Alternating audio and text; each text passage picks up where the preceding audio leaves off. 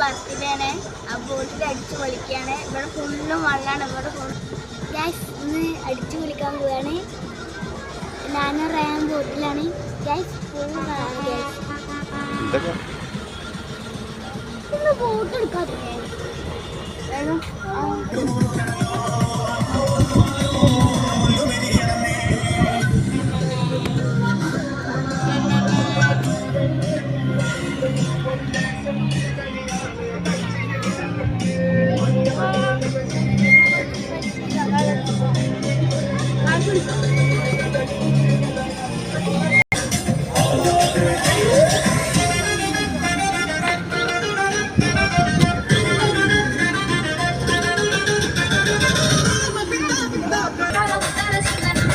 Thank you.